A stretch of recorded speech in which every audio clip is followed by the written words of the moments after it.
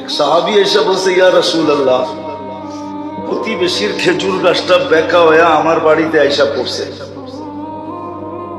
কিন্তু খেজুর যখন পাইকা পড়ে আমার বাচ্চারও দুই একটা কুড়ায় নেয়, কিন্তু প্রতিবেশীটা এমন যে মুখের ভিতর থেকে পর্যন্ত আঙ্গুল দিয়া বাহির করে নেওয়া যায়। আপনি একটু ওরে বলেন না, হয়তো আমার কাছে বেচা ফেলো, আর নইলে খেজুর গাছটা একটু নিয়ে দেন আমাকে। আল্লাহ রসুলটাই কাজী গাছ করছে, কিন্তু ওটা প্রতিবেশী হলে কি হবে?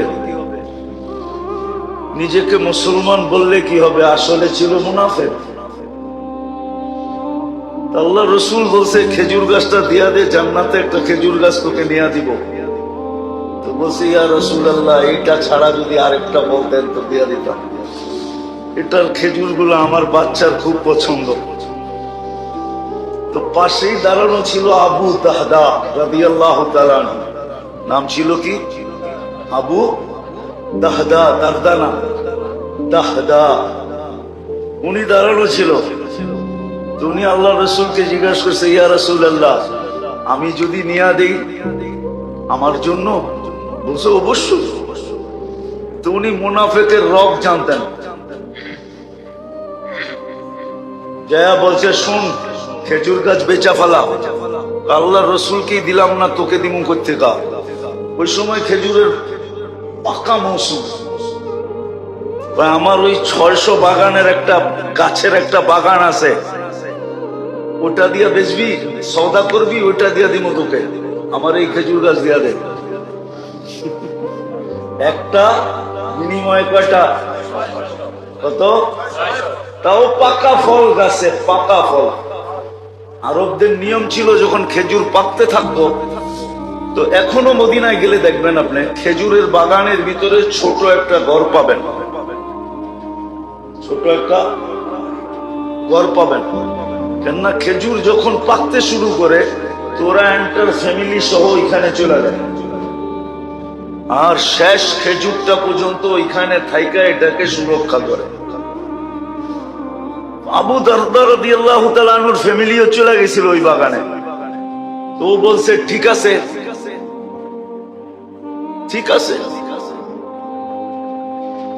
ওই 600 খেজুর গাছালা বাগান যদি দাও তাহলে এটা দিতে রাজি।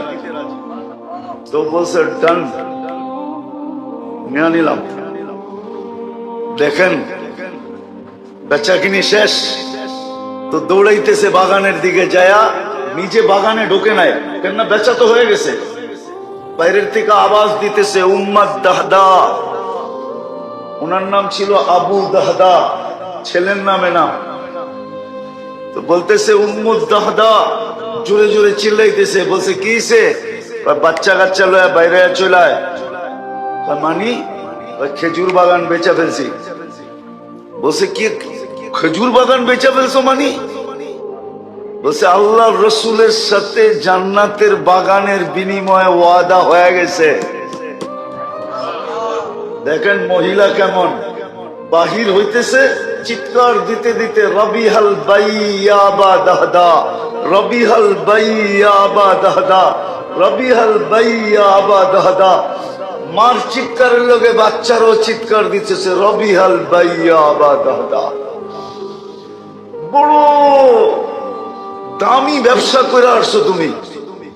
জান্নাতের বাগান, দুনিয়ার বাগানের বিনিময়ে বড় লাভজনক ব্যবসা।